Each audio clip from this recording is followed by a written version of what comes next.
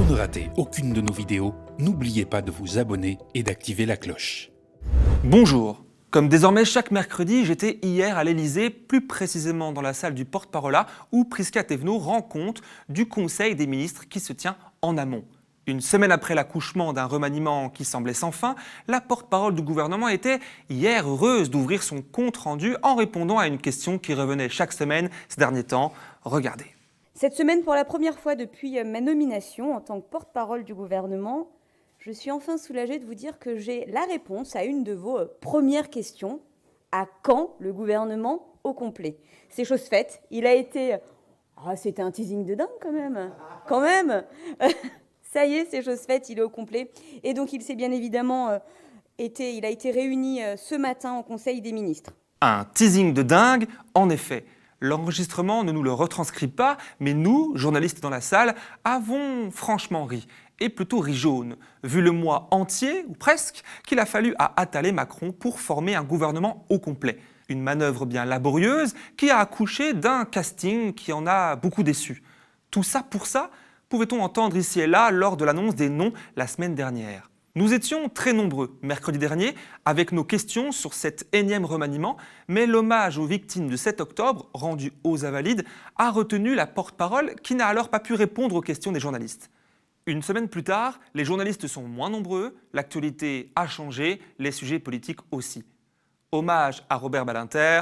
Dans nos démocraties, tâchons de conserver vivante la mémoire de Robert Badinter et bien évidemment ses combats. Sécurité à Mayotte, dialogue avec les agriculteurs, crise du logement, réactivation du CNR, du Conseil national de la refondation et pas de la résistance, sécurité des Jeux Olympiques avec l'annonce de l'arrivée de taxis volants. Il permet aussi l'expérimentation de l'usage de vertiports et de taxis volants pendant la période de Jeux Olympiques et Paralympiques.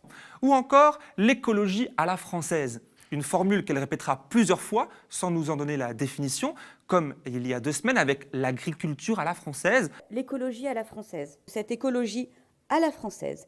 Un succès à la française. Donc une écologie à la française, ici uniquement illustrée par le leasing social qui a fait sourire l'assistance et qui consiste à permettre aux Françaises et Français qui le désirent de louer une voiture électrique. La révolution verte est en marche.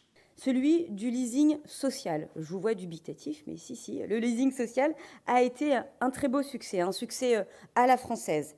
Il s'agissait d'une promesse du président de la République en 2022 et c'est aujourd'hui une réalité pour de nombreux Français et Françaises. L'idée est à la fois simple et audacieuse, permettre à chacun qui n'ont pas forcément les moyens de rouler en voiture électrique, moyennant un loyer mensuel compris entre 100 et 150 euros. Une idée simple et ambitieuse pour un succès à la française. Est-ce qu'elle en fait un peu trop? Oui. Puis vient enfin les questions des journalistes. Je débute avec la citation d'une déclaration du président de la République concernant le comportement politique de ses troupes face au Rassemblement national à l'Assemblée nationale. Bonjour Madame la Ministre. Bonjour. Jimmy Stanley du Média TV. Alors vendredi dernier, Monsieur Macron, le président de la République, a dit, et je cite, a déclaré « Il est tout à fait normal d'avoir des discussions avec le Rassemblement national dans l'objectif de constituer texte par texte des majorités qui peuvent parfois être complétées ou grossies de leur voix ». Monsieur Macron qui était élu, je le rappelle, vous le savez, 2 fois pour faire barrage au Front National, désormais Rassemblement national, a-t-il finalement cédé pour aujourd'hui travailler avec celui-ci ? Merci beaucoup de revenir sur cette phrase et je pense que quand on cite, en tout cas c'est ce que je m'attache à faire en général, il faut citer dans sa globalité. Vous avez effectivement cité de façon très juste la deuxième partie en oubliant peut-être la première partie qui éclaire grandement et précisément et sans ambiguïté la position qui est celle du président de la République, du Premier ministre et de l'entièreté du gouvernement suivi de la majorité. Il n'y a aucune ambiguïté à avoir sur notre position par rapport au Rassemblement national puisque vous l'avez très justement dit, en 2017 et en 2022, nous avons permis, avec le président de la République, de faire barrage au Rassemblement national pour ne pas franchir effectivement les portes de l'Élysée et les portes du pouvoir. Maintenant, soyons aussi très respectueux de nos institutions et le président de la République en est lui-même le premier garant. Nous devons accepter de respecter les conclusions du suffrage universel direct. Traduisons-la. Pour faire simple et court, c'est un et en même temps. Tenir la position, pour ne pas dire la posture, de faire barrage au RN et en même temps affirmer, car ce sont là les mots, la déclaration du président, compter sur les voix du Rassemblement national à l'Assemblée pour voter des textes de loi. J'en fais alors la remarque à la porte-parole. Mais comment, du coup, on peut justifier cette espèce de deux poids, deux mesures qu'on peut analyser, qu'on peut constater, où à la fois vous dites ce que vous dites, c'est-à-dire que vous n'allez pas construire de texte avec eux, mais vous comptez, l'exécutif compte sur les voix du Rassemblement national pour grossir, parfois texte par texte, c'est exactement ce que le président dit, et en même temps nous rassurer sur le fait que vous inquiétez pas, on fait en sorte de ne pas travailler avec eux. Il y a quelque chose qui est un peu ambigu, justement. Aucune ambiguïté. Il y en a aucune. Je préfère vous le dire. Merci pour cette question à nouveau. Et à votre entière disposition pendant des heures et des jours à vous répondre dessus. Je vous tiens au mot. Non mais vraiment, si je me suis engagée en politique, c'est justement pour continuer à défendre des valeurs qui sont les nôtres en tant que pays, en tant que démocratie, en tant que république. Elle me propose d'en reparler des heures, mais ici ne fait que répéter, assurer le barrage face au RN, tout en disant devoir respecter, pour ne pas dire travailler, avec les 88 députés du Rassemblement national à l'Assemblée. Mais n'est-ce pas là la simple présence de 88 députés d'extrême droite, l'illustration de l'échec de leur barrage? Est-ce que ce n'est pas un échec justement de la part du gouvernement, ou tout du moins de vous qui devez faire barrage? Alors je pourrais effectivement le voir comme... Non mais, pardon, mais... Faites, bien sûr. La question est importante. Oui. Et merci de le souligner vraiment. Je pourrais le voir comme un échec. Mais me tenir devant vous aujourd'hui en tant que responsable politique, je ne peux pas le faire. Je ne peux pas le faire et c'est la raison pour laquelle on est nombreux à continuer à s'engager, nombreux à continuer à se questionner, nombreux aussi à continuer à rester debout pour répondre à vos questions qui peuvent éclairer aussi un certain nombre de décisions. Non, ce n'est pas un échec puisqu'il faut aussi regarder pourquoi aujourd'hui nous avons 88 députés du Rassemblement national à l'Assemblée nationale. C'est tout simplement aussi beaucoup une expression de mécontentement et de colère de la part de nos compatriotes. Et l'enjeu que nous avons, plutôt que de le voir comme une fatalité, c'est de tâcher d'y répondre. Et c'est ce que nous faisons depuis 2017. Pourtant, les faits sont têtus. Entre deux élections d'Emmanuel Macron, de 2017 à 2022, le nombre de députés lepénistes est passé de 8 à 89. L'illustration de leur échec est éclatante. Dans la salle, je ne suis pas le seul à vouloir poser des questions à la ministre et aussi, gardons-le à l'esprit, ce n'est pas le lieu pour tenir une interview. Nous terminons alors l'échange sur ce sujet avec ceci. Bien sûr. Vous dites que ce n'est pas un échec, mais quand même, on revient, sans revenir, mais sur la loi immigration qui a été applaudie par le FN, le RN. Il y a aussi la sortie de M. Darmanin sur Mayotte, le droit au sol qui est supprimé là-bas et salué comme un début, je le cite, par M. Bardella. Est-ce que ce n'est pas une forme d'échec? Comment expliquez-vous aux Françaises et Français qui nous regardent aujourd'hui que vous représentez encore le barrage alors qu'il y a cela que je viens de citer et en plus, il y a cette progression, les Européennes approchent, il y a cette progression, le RN est donné, alors c'est des sondages, mais grand gagnant. Non, mais vous avez raison. Vous avez raison de regarder, effectivement, on ne fait pas de la politique publique en regardant les sondages, mais il faut les regarder avec attention pour pouvoir aussi prendre la température de ce que le pays nous dit. Maintenant, vous avez cité beaucoup de choses. Le sujet de l'immigration, le sujet de Mayotte. Non, mais le sujet de la loi immigration, merci de me reprendre, vous avez raison, c'est très précis. La loi immigration, vous vous souvenez, alors j'étais pas là à ce moment-là, mais je faisais des plateaux télé puisque j'étais aussi sur cet enjeu-là. La semaine du vote de ce texte, qui est le seul mouvement politique à avoir dit qu'il ne voulait pas, absolument pas, voter ce texte? Le Rassemblement national.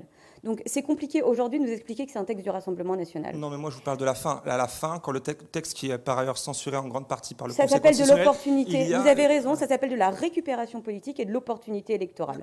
Rien de plus, rien de moins. Je pense qu'il faut laisser le Rassemblement à sa place, là où il est, c'est-à-dire faire de la récupération politique, la politique du coucou en permanence, mais soyons clairs et nets. Comme sur le cas de Mayotte, par exemple, moi je suis assez étonnée qu'on considère en permanence que le Rassemblement national, c'est l'alpha et l'oméga de la politique aujourd'hui en France. C'est le seul qui vous salue. Ce sujet extrêmement important sur un territoire qui est en proie à de nombreuses difficultés, et ça il faut qu'on puisse le regarder. C'est facile d'en parler ici, mais il faut aller écouter nos compatriotes sur place, et notamment au travers de leurs élus. Un peu plus tard, je reviens au micro pour aborder un autre thème tout aussi important.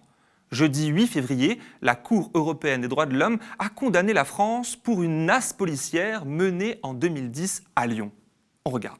Alors, lundi, ma consoeur Emma Audrey a demandé une réaction à M. Darmanin, alors en déplacement à Besançon, vous avez sans doute suivi, à propos de la condamnation de la France par la Cour européenne des droits de l'homme pour, et je cite, la nasse policière menée sans base légale à Lyon en 2010. Vous avez suivi sans doute le dossier.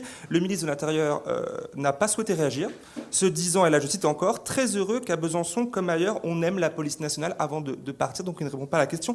Est-ce que vous avez une réaction sur ce... Je n'ai pas le sujet de 2010. Je ne vais pas La France a été condamnée par la Cour européenne des droits humains. Et donc la question La question, c'est, du coup, je peux vous poser une autre question. Est-ce que déjà une réaction? Est-ce que pour vous, Je n'ai pas connaissance de ce dossier. vous n'avez pas connaissance du dossier? Non. Vous ne savez Ça pas arrive. quand la France est condamnée? Désolée, vous je savez pas. suis une porte-parole qui dit ce qu'elle sait, et quand je ne C'est sais très pas, bien. je n'invente pas. Ça m'étonne aussi, mais quand même, peu importe. Alors du coup, je vous en enfin- informe. Est-ce que ce n'est pas là une sorte un peu de camouflet pour la politique Je le menée? redis, je n'ai pas connaissance de ce dossier, je veux bien regarder aussi. La France, je vous le dis, la France a été condamnée Bah alors, du coup, il y a sur pas de cette question. pratique de NAS. Non, ma question il y a est une claire. question. D'accord. Est-ce que c'est une forme de remise en question du schéma de maintien de l'ordre qui, pendant plusieurs années, on rappelle que M. Macron est au pouvoir depuis 2017, donc 7 ans, a lourdement utilisé la pratique de la NAS. Est-ce que c'est terminé? J'ai pas d'informations sur 2010. Vous me parlez d'un sujet très précis. Dans ce cas, Je nous n'ai- appelons cette information et répondez-moi toujours sur la question. Est-ce que la NAS Je policière, n'ai c'est pas fini? d'informations sur ce sujet. Vous pouvez poser la question différemment sous tous Vous les savez angles. pas? Mais ça vous choque? Bah oui. C'est Ah quand même mince. une pratique utilisée sur Non, mais tous les sur le mouvements sociaux, dossier mis à part les 2010 très agriculteurs. précisément, j'aime bien regarder les dossiers précisément sur le sujet 2010 qui est votre question initiale. Oui. Je n'ai pas d'informations sur Donc ce ma sujet. seconde question, qui n'est plus celle-ci, Je- c'est est-ce que la je vous ai pratique répondu aussi. Hein. de la NAS Vous policière savez, sera utilisée ça peut pour les durer prochaines... longtemps. Je Bah, vous on ai a- répondu. Bon, la ministre ne souhaite manifestement pas répondre et nous dire si la technique de la NAS policière, c'est-à-dire une technique qui consiste à encercler des groupes de personnes dans la rue, les privant alors arbitrairement de leur liberté de se mouvoir, sera encore pratiquée par les forces de l'ordre. Une technique, on le rappelle, déjà jugée illégale par le Conseil d'État en juin 2021, mais sans effet dans la pratique puisque j'ai pu constater et filmer des NAS policières, par exemple dans le centre de Paris en mars 2023, lors des manifestations contre la réforme des retraites. Pour terminer ma série de questions à la ministre, j'embraye sur une information qui a fait beaucoup de bruit ces derniers jours sur les réseaux sociaux, la possible fin de la rupture conventionnelle. Toujours au niveau national, est-ce que le gouvernement, pour lutter contre le chômage de masse, c'est quand même quelque chose qui est important, hein, c'est une chose que vous avez en ligne de mire, s'apprête à revoir le droit à la rupture conventionnelle? Absolument pas. Ça, c'est une absolument fake news. Merci. Il n'y a pas du tout question de revoir le sujet de la rupture conventionnelle, de l'interdire ou de l'enlever. Et merci de reposer la question parce que oui, le chômage de masse n'est plus dans notre pays depuis 2017. Bien. Eh bien, merci à vous. De rien. Donc, deux infos ici.